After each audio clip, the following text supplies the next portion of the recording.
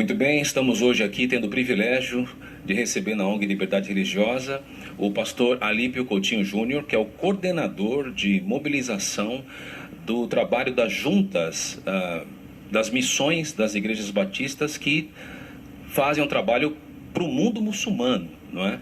E o pastor tem uma grande responsabilidade, uma vasta experiência e vai falar para a gente um pouco da atuação deles e justamente de como, inclusive, em alguns países, as restrições, enfim, que eles enfrentam e os riscos que eles enfrentam, como é que eles administram tudo isso. Pastor, é um privilégio ter você aqui conosco. O privilégio é meu, muito obrigado pela oportunidade. Muito bom falar de um tema que a gente tem falado pelo Brasil. Existe um congresso nosso chamado Congresso NUM, somos nazarenos, levando a igreja a sentir o sofrimento de quem está sofrendo pelo mundo afora. Então é um tema que a gente está discutindo pelo Brasil. É uma alegria muito grande poder falar desse tema com vocês. Amém. Bom, o pastor Alípio, que é brasileiro, já esteve na Jordânia, em outros países, pastor, o desafio de falar no mundo muçulmano hoje, que inclusive os cristãos sofrem com o Estado Islâmico, que procura caçar os cristãos, e que toda essa mudança geopolítica e até que impactou com o êxodo, não é, que houve. Como é que a Junta das Missões atua? Como é que ela entra em países fechados? Quais são os riscos que vocês também correm? A mobilização financeira, enfim, dá um parâmetro para a gente, por favor. Não sei se vocês já divulgaram esses dados, mas a cada hora pelo menos 3 cristãos estão recebendo tortura e um deles é morto. Então, por dia, em torno de 24 cristãos são mortos por causa de sua fé nos países fechados. Você não vai encontrar essas informações escritas em lugar nenhum, porque a imprensa desses países, para evitar confusão, conflito, muitas vezes coloca como uma briga, como uma guerra, né? Em números oficiais nós perdemos 7 cristãos por dia, mas extraoficial, coisas que a gente acompanha e sabe, é quase que um cristão por hora sendo morto. Então, o desafio de pregar no mundo muçulmano é imenso, porque eles não nos querem lá e eles defendem a fé de forma agressiva. Claro que não é todo muçulmano que é assim, é uma minoria, mas essa minoria mais radical tem causado muita tristeza, muita dor para cristãos no mundo.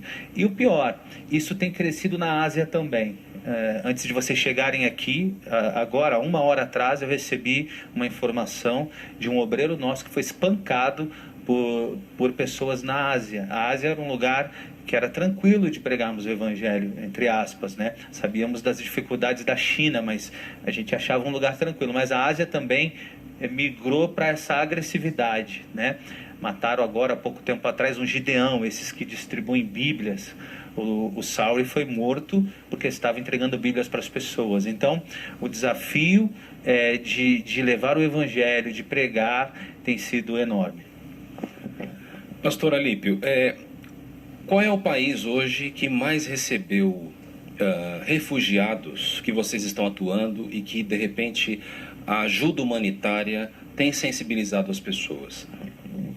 É uma pergunta legal, né? São 2 países muito fortes recebendo refugiados, é o Líbano e a Jordânia. Nós estivemos os 2, mas eu especificamente estive na Jordânia. Foi um tempo de muita emoção, muito choro, mas foi um tempo de podermos tocar naquelas pessoas, falar com elas. Para você ter uma ideia, uma pessoa que estava sendo atendida por um profissional de saúde disse assim: por que vocês fazem isso? É a primeira vez que eu sou atendido como ser humano desde que eu saí do meu país. Os refugiados, eles têm em torno de 6 horas para deixar o país, mais ou menos. O Estado Islâmico chega em torno de 6 horas. Eles não conseguem vender suas coisas, porque todo mundo vai esvaziar aquela cidade, ninguém vai comprar nada ali. Então, os sonhos deles, a casa que eles construíram, o emprego que eles tinham. Algumas pessoas pensam em refugiados como pessoas muito pobres. Eu conheci engenheiro, médico, arquiteto, biólogo, gente estudada, que foi obrigada a deixar a sua casa num período curto e sem recurso algum. Eles geralmente vão com uma mochila vocês devem ter visto os naufrágios, os navios, é porque sai mesmo uma quantidade muito grande de gente e levam pouca coisa para poder caber mais gente. E a gente encarou essa realidade, foi essas pessoas que nós atendemos. Não sei se é possível contar uma história. Encontramos uma menina com uma bonequinha na mão e um dos nossos voluntários perguntou para ela assim, como você está? A menina, eu estou bem, mas a minha bonequinha não, a minha bonequinha está muito triste. Ela deixou o seu quarto, a sua casa, ela não tem mais a sua escola, os pais os avózinhos dela, os avós dela, ela não sabe onde está, os amiguinhos dela ela não encontra mais. Por favor, cuide da minha bonequinha, porque ela está muito triste. E a partir disso nós criamos um dos projetos que nós temos é a Tenda de Brincar, onde nós vamos nesses países fechados e a gente trabalha com essas crianças para que elas falem de sua dor, para que elas recebam amor e com isso elas sejam curadas.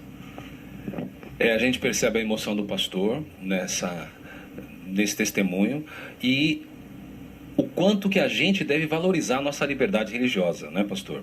Como é que são vistos os brasileiros lá e como é que eles vêm olhando para o Brasil, mesmo com os problemas que a gente tem, às vezes, de restrição de direitos ou dos conflitos de intolerância religiosa, que é diferente de não ter liberdade religiosa, mas como é que, quando se fala que é brasileiro, como é que eles enxergam a nossa nação? Esse é uma bênção para nós, né? Porque uma grande abertura nós brasileiros temos. Hoje, infelizmente, os americanos têm perdido espaço pela guerra contra o mundo muçulmano, por tudo que aconteceu lá nas torres e pela resposta deles.